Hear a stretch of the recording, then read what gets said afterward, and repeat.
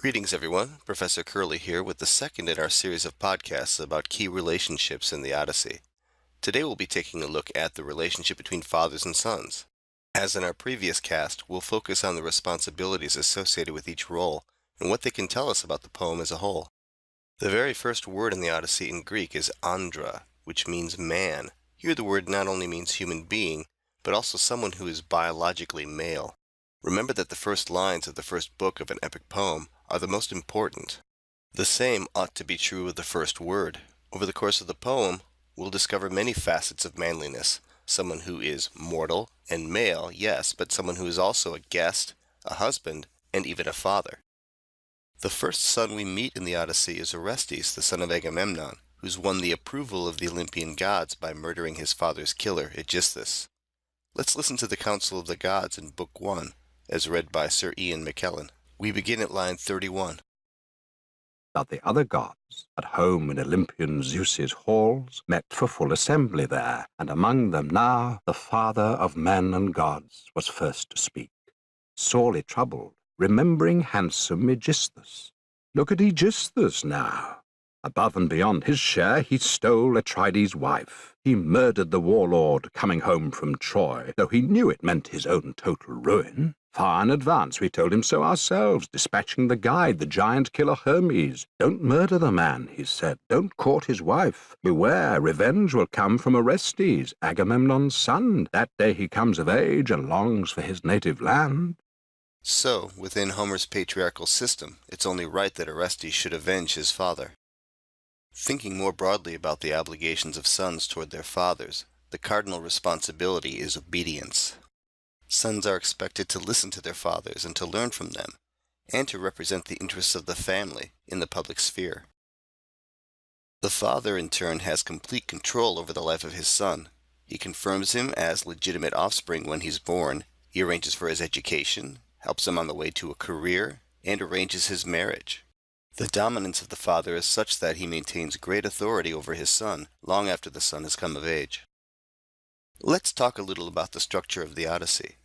Where is Odysseus, our archetypal father, when the poem begins? He's on the island of Ogygia with Calypso, and he's been there most of his journey, something like 7 to 8 years. We catch up with Odysseus for the first time only in Book 5, which means that for approximately 1/6 of the poem, the hero is missing in action. So what's the point of this? After all, the poem is called the Odyssey, which means Song about Odysseus. So why keep Odysseus from his own poem for so long? One answer might be that the absence of Odysseus from books 1 through 4 is analogous to the way the characters in the poem perceive Odysseus's absence from Ithaca.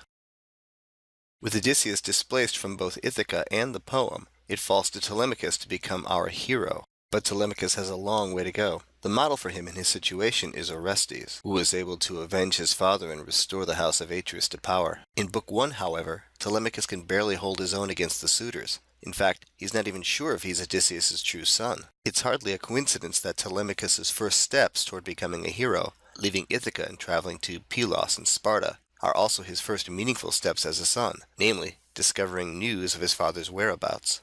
These travels occupy the first 4 books of the Odyssey, and as such, they form a discrete section of the poem, a section that even has its own name, the Telemachia, or Telemachy, a song about Telemachus, on analogy with the larger song about Odysseus, or Odyssey. The Telemachy is a smaller epic within a larger one, the story of a son within a poem about a father.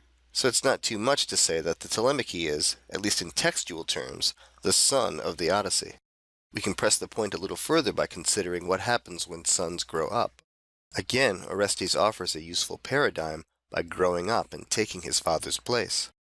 Telemachus does mature over the course of the poem, but he hasn't yet grown up and taken the place of Odysseus.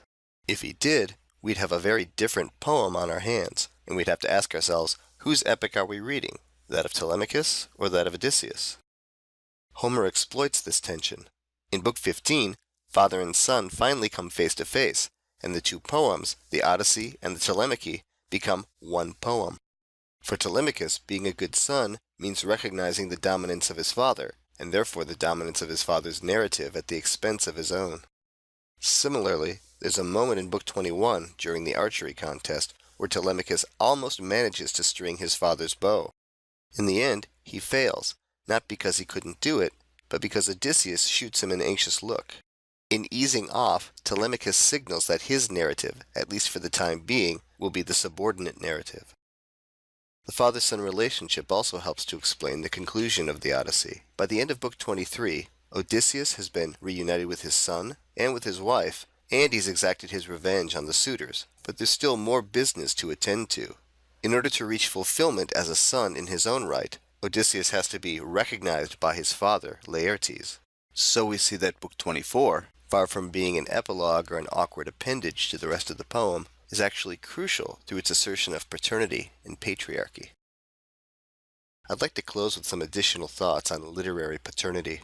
We could think of poets as the fathers of their poems, which means that Homer is the father of the Odyssey.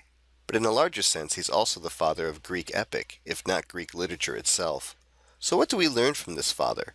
Greek values and customs that reflect community, of course, but we also learn how to tell a good story, how to use flashbacks, how to put the beginning at the end, and so forth. In this sense, the Greeks and the Romans and we ourselves are all the children of Homer.